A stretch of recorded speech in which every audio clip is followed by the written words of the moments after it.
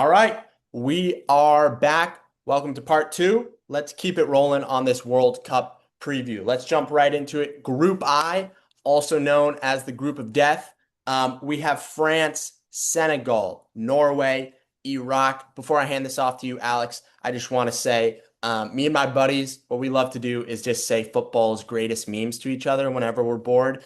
And I think the best one has to go now that we're in Senegal is Sadio Mane. He's the best player in the world. Oh, that's a So classic. good. It's just a classic. Say it all the time. Hopefully no one clips that and I get clowned for my awful Liverpool accent. But let's jump right into it. Alex, with a group with this many great football clubs and probably or not probably, definitely the favorite to win the World Cup in France, what are you looking at when you look at Group I? It's so hard to pick against France winning the group, isn't it? Strongest squad, deepest squad. So that's something that I think is worth noting because I can't remember the last time it's really happened where a team has had probably the strongest 11, but also the strongest depth. Because you can say, Definitely. there's something to be said about great teams kind of just having, 11 of the best players in the world starting for them and then, Yeah. having a solid bench. But France is deep. So Uh, deep. They Substitution. could have a B team that would be Yeah, right up there with some of the great footballing nations. absolutely. So, as you mentioned, it's a tricky group. I think Senegal are a good team. A team that could make noise. And I just want to touch on Norway for a little bit. I think that a lot of people have taken note of how well they did in qualifying. If I remember Yep. correctly, they were undefeated. Albeit maybe not with the strongest group in European World Cup qualifying, but they looked impressive. They scored a lot of goals. You look at their squad, it is kind of coming into its prime, similar to maybe the way that the U.S. squad is. Holland, the headliner, Martin Odegaard is a player that plays for Arsenal, who I Definitely. despise, but is a player that I do really, really like. Yeah, I think he brings a lot of electricity and creativity to the midfield. sure. Player that I want to kind of solo in on though, as another player to watch potentially. He's, more well known, probably after the season he's just had with RB Leipzig, but Antonio Nusa Hmm. is just a great winger. Had a fantastic run in qualifying with Norway, was part of the reason they were very, as good as they were, Interesting. supplying the likes of Holland and Sorloth, the two big strikers, for the Norwegians. But he's pacey, he can dribble, he has flair, really good positional sense as well. And I see him racking up some serious goal contribution numbers. Young player too, early 20s, I believe, and could see him getting a move off the back of a good World Cup as well. So, uh, Interesting. yeah, just wanted to touch on him, and For in sure. case it wasn't clear already, I've got France winning the group.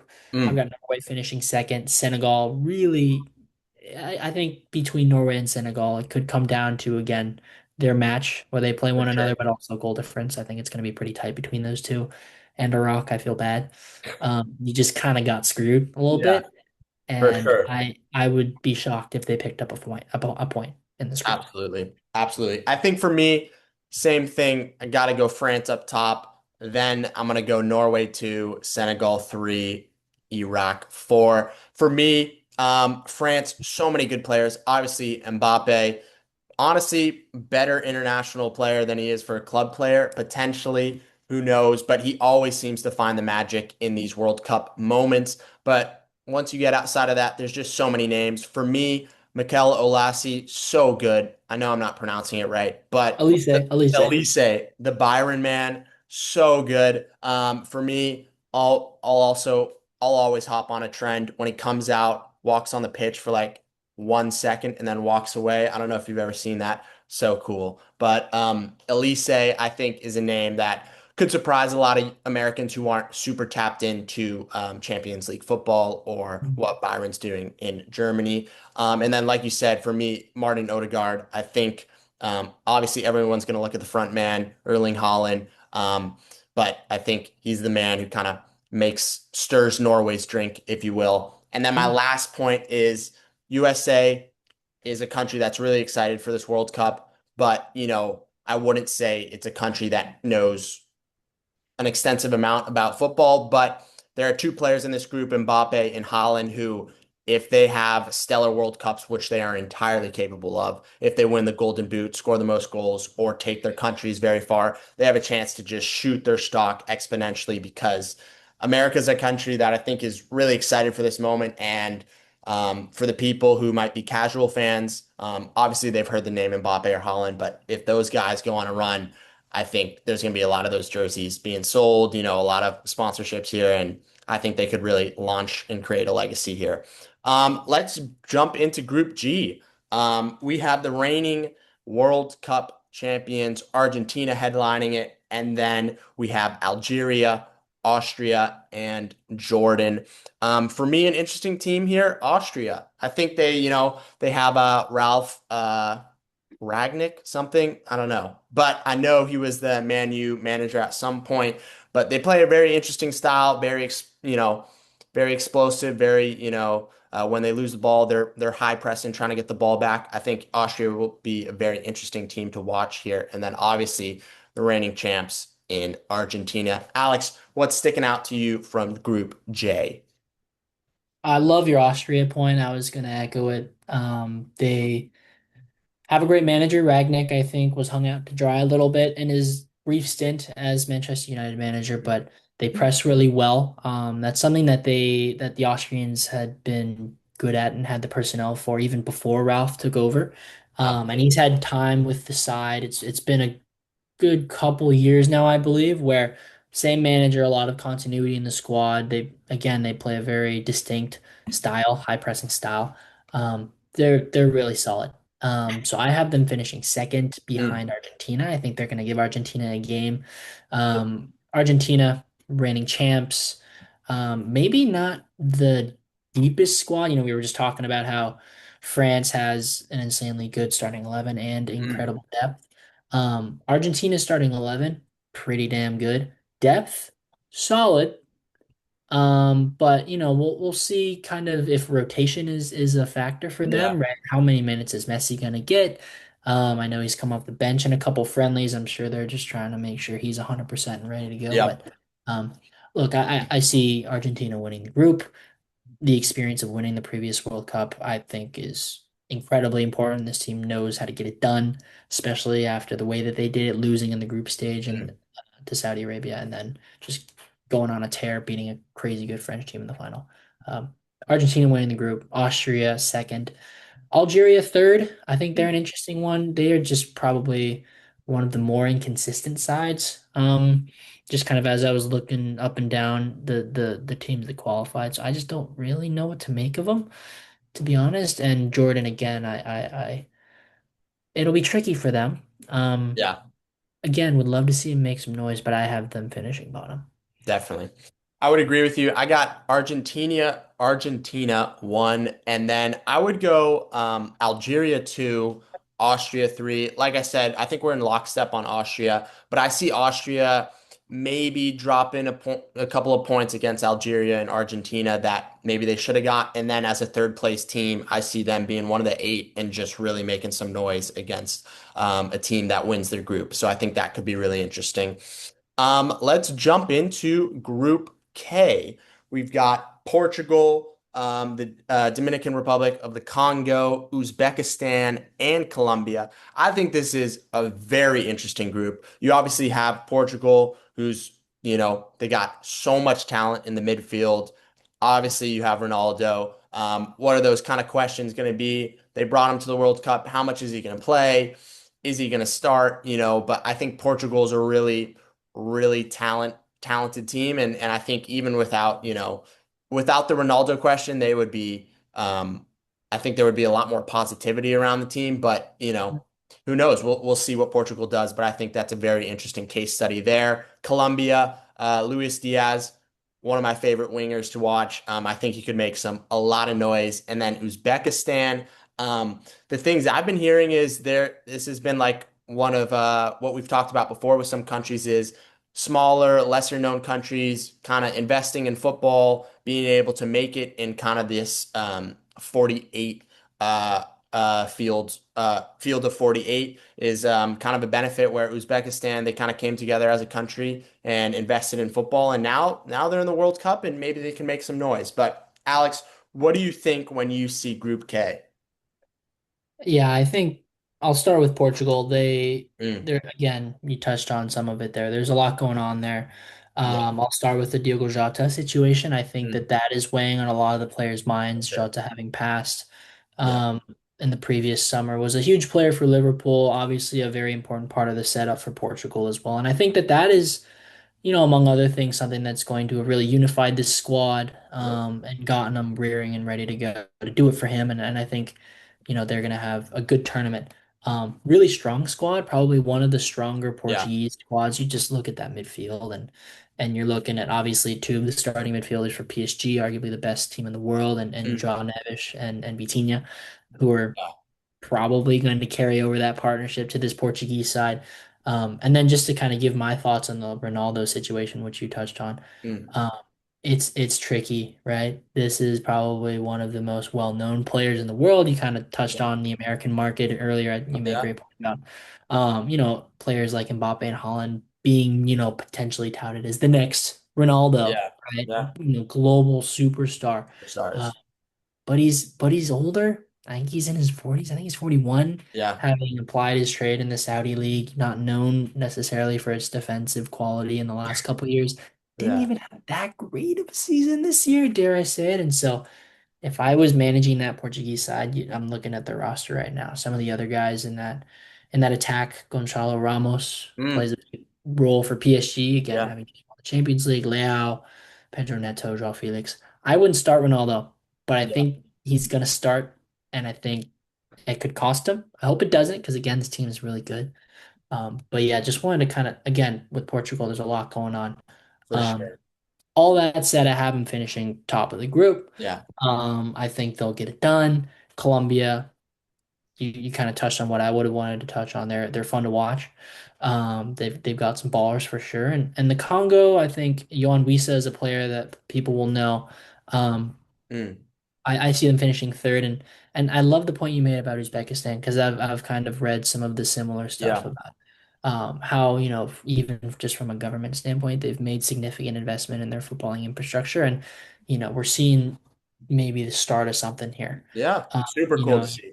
you got a guy like Kusanov who plays for Manchester City, right? That Mm, that that's a big first step for them. big And so it's deal. it's cool to see them qualifying. I Yeah. do have them finishing fourth, but maybe they finish third. You never Maybe. know. They could be a surprise. We'll see. I agree. I agree. I've got Portugal one, Colombia two. I think you have DR three, and then Uzbekistan four. I would go same ranking. Unfortunately, I see this a group where the third place team maybe doesn't make the round of 32. Maybe they miss out on differential or something of that nature. Two other players I wanted to point out was super cool to see Juan Bissaka play for the DR Congo, I believe. And then Rafael Leao for Portugal. He's going to be on the wing, and I think he can make some real big damage. Just super cool to watch him play when he's on offense. Very long, just powerful strides. He can shoot it from anywhere. AC Milan man, but he's looking for a move. So, Mhm. could be another breakout player of this tournament. Let's bounce into Group L. Super interesting group. We've got England, Croatia, Ghana, Panama.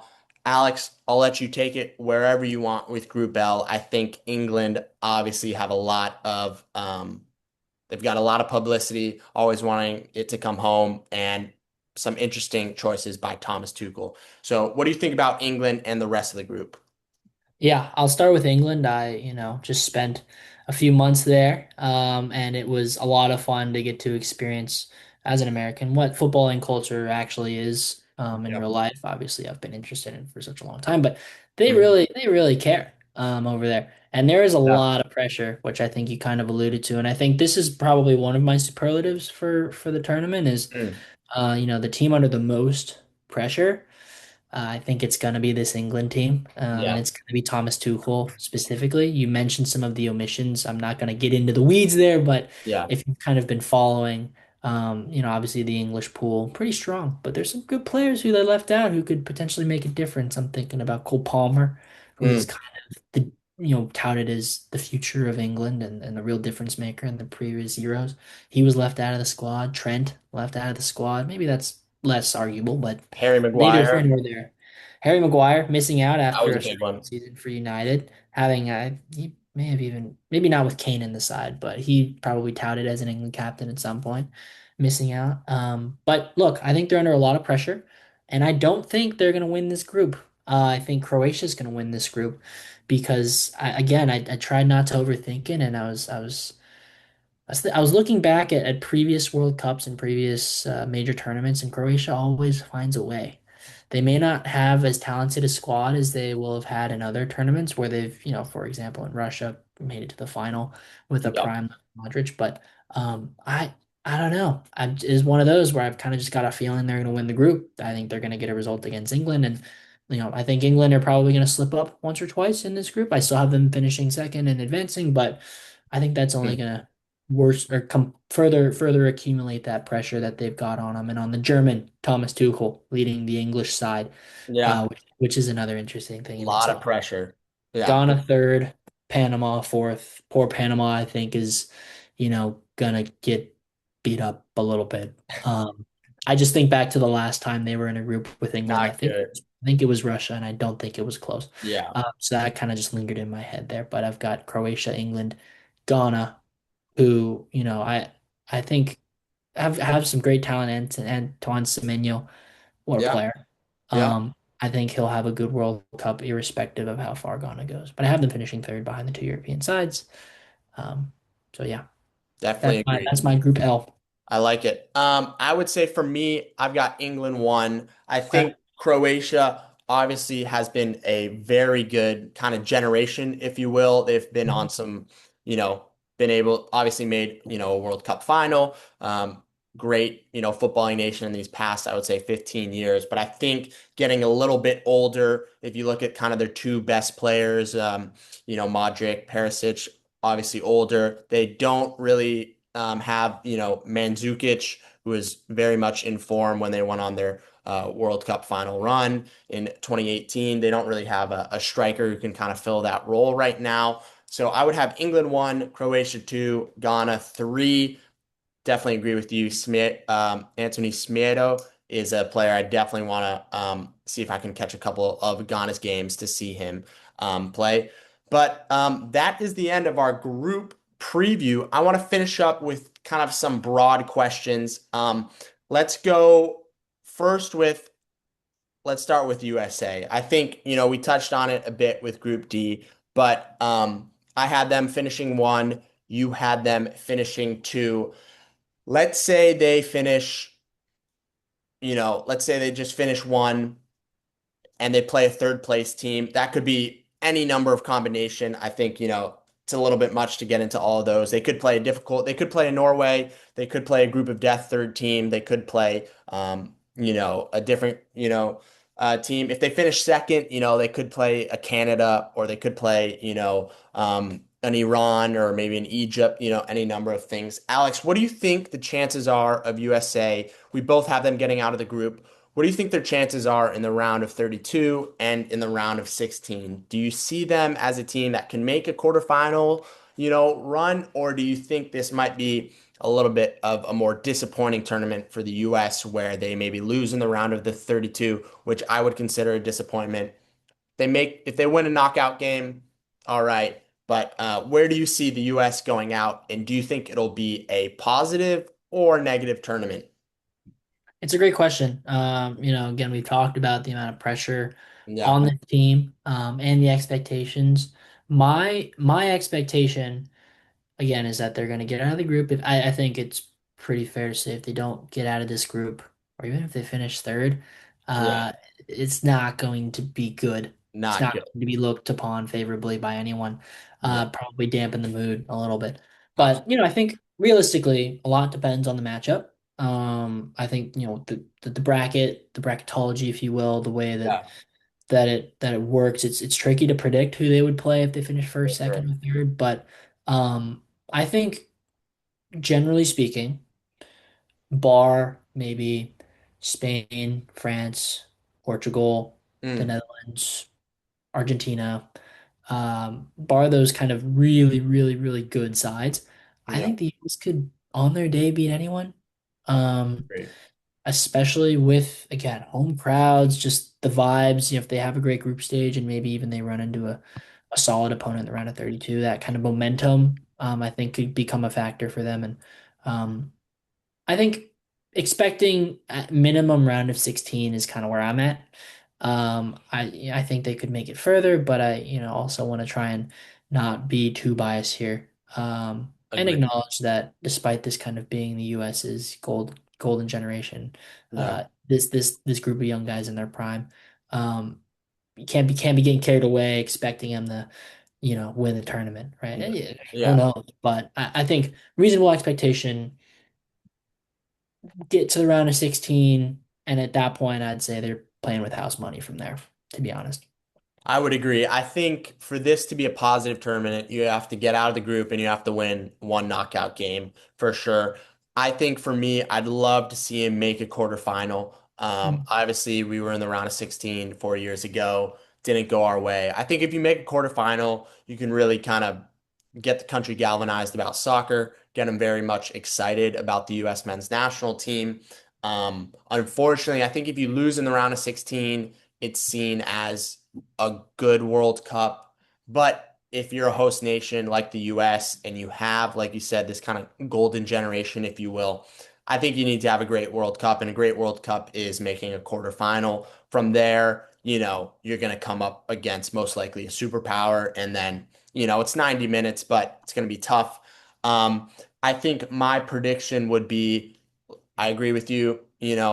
If they win one knockout game, they can kind of let loose. They win around a 16 game, then I think it's tough for them to get out of a quarterfinal. But I'd be ecstatic to watch them in a quarterfinal game as a fan. So that's where I think the U.S. is going. One last thing to touch on the health of Chris Richards. Not kind of seen in the friendlies, but doesn't seem like it was too bad of an injury that he got with Crystal Palace in the conference league final. So I think if Chris Richard is healthy and he's playing, 75, 90 minutes, I think they can go really deep and make a quarterfinal run. And then who knows? We saw Russia win on penalties in 2018 to make it to the quarterfinals. So it'll be super interesting, but I'm really excited about this USA team. All right, let's pivot a little bit. Let's go to winner picks here. Alex, let's give an official winner pick, and then we'll kind of give just a dark horse that we're really looking at in this tournament. This can be any team, right? Maybe a dark horse to get out of the group or anything, but let's go winner pick, and then who's your dark horse team of the tournament? Yeah, so winner pick. Again, I don't know the bracketology, like the back of my hand. So there's a chance that these two There's teams so many play. calculate, like it really Yeah, does. It's expanding to there's 48. It's like kind of mm, impossible to know, really. yeah. But So there's a chance that these two teams play each other earlier in the tournament than I think we would all like. Because I think that these are probably the two best teams by a fair margin, in the world at the moment. Talking about Spain and France. mm, I think it's got to be one of those two who are going to yeah, do it. And, I think I may have already said it, but it is just so difficult to look past this French team, at least right now. I'm reserving the right to, you know, take in the group stage. yeah, I'm expecting them to perform and to probably go undefeated in the group stage, but I reserve the right to maybe, get more creative yeah. once we get into the knockout stage and picking a winner. But I've got France right now. Okay. And Dark Horse, I'm not counting Spain. I fully expect them to make it far in this tournament. Yeah. Norway Okay. is my Dark Horse. The last trip I did when I was studying abroad in Europe, just this past, Norway. couple months, was to Oslo, and they were really getting Okay. pumped about it over there. Yeah. Obviously, again, great qualifying run. They, I don't think, have qualified for a World Cup in a while, and again, they've got a really good side. They've got good Really players. good team. So I think they can go far, and I think a lot of people are kind of expecting that. But Yeah. Yeah. I'm excited to see them. And they're my dark horse for right now. But that could change. I said I love Ecuador as Yeah. well. A lot of people are excited about Ecuador too. Um, Ecuador is interesting. I like that as well. Like Alex said, I think, once we see these teams play, this can kind of shift and we'll try to I think we'll have some more World Cup content coming your way where we can make some more predictions. For me, I'm with you. I don't think I need to add any more. France. The only thing I would say is Kylian Mbappe. I think there's a chip on his shoulder. A lot of soccer pundits talking about, he was at PSG for 2 years. Real Madrid won, Champions Leagues. Then he went to Real Madrid. PSG wins the Champions Leagues. So I think, that'll really be rubbing him a certain way. And I think he'll be firing ready to go for his country. And I think France kind of jumps on his back and they make a and they win the World Cup. Dark horse pick for me, I also like Ecuador a lot, but I want to go with the team that hasn't really been talked about. I think we're both Americans, so we're both, psyched about America hosting the host nation. But I think other host nation that no one's really talking about is Mexico. I think Mexico has a lot of, and we kind of talked about it a little bit, a lot of young players that can really make an impact. They still have, some experience in that squad. Mexico has been a team that's always done very, good in group stages and then have struggled in the knockout stage. But I think on home turf, they're going to get, a lot of home games, obviously. And then, home knockout game, I could see them, being really dangerous, winning round of 32, maybe round of 16. I don't know. But I think there just really hasn't been a lot of dialogue about them. And then I think, one other zag off of that is I see Mexico and US doing really well as host nations, and Canada maybe not so much doing well as a host nation. So those are a little bit picks and dark horses. Let's jump maybe into our second to last thing. Let's go with who's going to win the Golden Boot. For us, I already threw it out there. I think Jeremy Doku, if Belgium just needs to go long enough, Doku obviously very much a long shot with Mbappe and Holland, but I think, you got to go with a little dark horse. I just love watching Jeremy Doku play, and he's absolutely in form. What about you? You can throw out a Golden Boot winner and maybe an under the radar attacker you think who's going to have a really good World Cup. Yeah, so I'm kind of stuck between three, and none of them are very surprising names. So maybe I'll get Yeah. creative and chuck someone out there after I go through these three. But I former Tottenham man, Harry Kane. Yeah. He's coming off of his best club season that he's had. I think Healthy. he had like 60 goals or So many something. goals. Yeah. Insane. I think he's coming into a World Cup fully fit, which I think will Mm, be the first time that that's happened in a little bit. I don't big think he deal. was fully fit in 2022 with the Yeah. mid-season World Cup or coming into Russia where I think was very competitive for the Golden Boot, Mm, regardless. yes. Yeah. And I think a worse England side than the one he's in now. Mm, Um, so I think for Harry Kane, it's really just going to depend on how much the players around him can create for him, and I think he's definitely up there. Mbappe, sure. Yeah. talk about players around him. We've again talked about this French team. This is just a list of players who are in attacking positions for France. Dembele just won the Ballon d'Or. Ryan Cherki, Oof. probably Manchester City's best player this season. Yeah. Um, Bradley Dubé, Barcola, Doué, and that's not even all of them. So I think Elise, our Elise, guy. obviously So Elise. so fit. I think So good. Mbappe could just benefit from all of that. He's probably a Absolutely. penalty taker as well, and those guys with the Yeah. extra probably Yeah. gonna win penalties. So Mm, like Mbappe has to be in the conversation. Holland is my third one. I think that's only really if Norway, I yeah. think, They go have to far in go this far tournament. enough. Yeah. So I think that's one where it's like contingent on what I am predicting to happen actually happening. Hmm. But I think if Norway go far, he's a big reason. Another For penalty sure. taker. For So sure. those are kind of the three I see as being the guys who could do it. My dark horse pick is going to be a Spanish player. It's going to be Mm, um, Mikel Oyarzabal. Uh, okay. applies his trade for Real Sociedad in La Ooh. Liga. He's kind of been in and around Spain squad for a while. Mm, Hasn't gotten to move out of La Liga, or out of Sociedad for maybe a few reasons. yeah. Maybe not quite seen as world class by scouts and whatnot. But I think he's a baller. I think there's a good chance he starts for that Spain team, and just for how good they are, I think someone's gonna score a lot of goals for them. And I Hmm. think it could be him. I don't know. That's my I creative like that. pick I'm A throwing out little there. bit of a zag. All right. Yeah, we'll Awesome. see. We'll see. Um, As we close up here, Alex, I just kind of want to talk on closing thoughts, maybe, if you will, a couple things we're most excited about or interested to see play out in this World Cup. I can kind of get it rolling. I think there's an interesting moment where there's kind of a leaving of the old guard in soccer, if you will. We kind of talked about Messi, Ronaldo. I think Messi able to get the World Cup 4 years ago. Ronaldo, maybe Portugal have the stamina for that. I don't know. But I think, we got to talk about Neymar at Brazil. Personally, a lot of people talking, how can you leave João Pedro out of the squad, Hmm. etc. I think just as a soccer fan, I loved it, to get Neymar at another World Cup, his last World Cup for sure, something that's going to be super powerful. So I'm super excited to see if he can be on the pitch, consistently, be healthy enough, and can make waves in a Brazil squad that is, like we talked about, absolutely loaded. And then the other two things are there's been a lot of discourse in soccer lately about the way Arsenal won the Premier League. So I'm hoping that in this World Cup, we don't see a kind of similar style of play with, corner kicks and being very solid, not a lot of goals being scored, scoring mainly on corners. So I'm hoping the international level doesn't kind of mirror that club level. So I think that'll be a very interesting dynamic to consider. And then my last point, I think I got to go to USA one last time. Just going to be fascinating to see how deep this team can go. I think if they're really in lockstep together, which all the reporting, if you kind of go deeper, is they kind of got their experience in Qatar. There's been,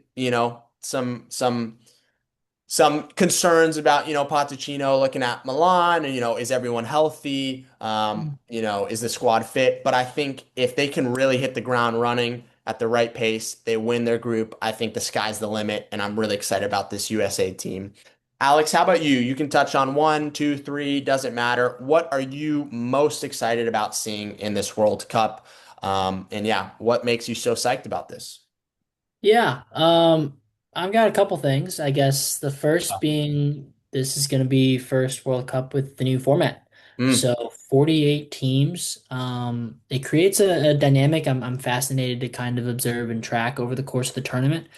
We kind of talked about it a little bit in the group stage predictions. yeah. Like there's some teams who maybe never qualified for the World Cup before. Some Yeah. teams who And may not. probably never, maybe never would if it was Yeah, two. yeah, you're right. I think, part of this new format is those teams get to play. And as you were kind of touching on, they get their countries and fan bases excited.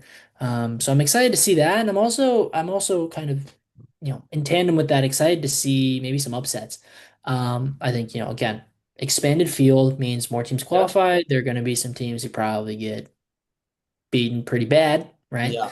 But Yeah. there's some teams who I think are going to really embrace, the opportunity, and could make some noise and could maybe kind of ruffle the feathers of the old guard a little Yeah. bit. So that's kind of the first thing I'm excited about. And I then I'll love that. finish with Love I'll that. finish with, of course, the U.S., right? Yeah.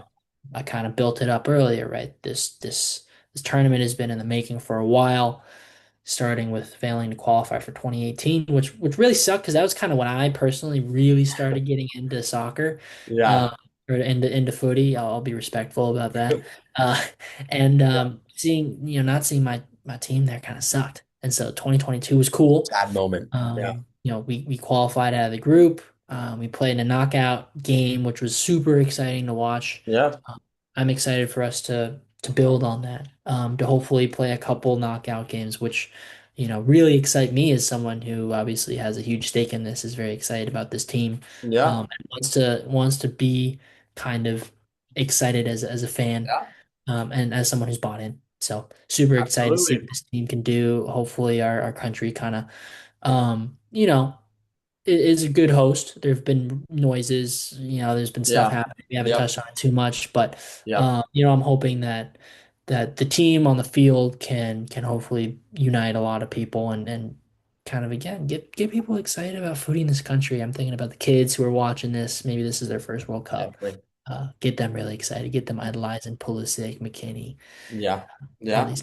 So that I'll kind of Absolutely. wrap with that. Not Yeah. too much of a surprise there, but super hyped for the I love US. that. I love that. And I think it's very good you touched on that. I think it has been very unfortunate to see kind of the denial of certain travel visas for, the Iran national team, people part of the team, photographers, assistant coaches, things of that nature have been denied visas. And then most notably the Somali referee who I believe his name was Omar, I'm forgetting his last name, but was denied entry, very well known and renowned referee, but unfortunately, because of Trump's politics, denied travel visa for no good reason. So that was really unfortunate to see. But I'm really hoping, like you said, once the kickoff starts, that this can kind of be a unifying factor in America and for the world as a whole, which we've seen World Cups do in the past. So I think there's a chance for this to kind of be like one, a super fun summer, like we've talked about this whole kind of episode, but also a powerful summer in the sense that we can see football, be used as a vessel for good change and positivity and growth for a lot of these smaller nations and our nation, and well-known nations. So it's been really sad to see that at the start of this World Cup, but hopefully once we get into it, there'll be a lot more positive stories than negative stories. Alex, I want to thank you for coming on. It's been an absolute pleasure. And I want to tell the subscribers and viewers that we're going to be hoping to put out some more World Cup content and kind of content as a whole. I think it's going to be a really awesome summer. Yeah, I'm super psyched. Alex, last thoughts. No, again, thanks for having me on. This is fun. I think this is something we both enjoy. Uh, Absolutely. we're kind of both in it for the love of the game, and Yeah, I think it again so much exciting footy is about to happen, so and awesome. we'll be back, I'm We'll be sure. back for sure. Yeah, it's going to be an awesome summer. Can't wait, guys. Thank you for watching and please subscribe. Yeah.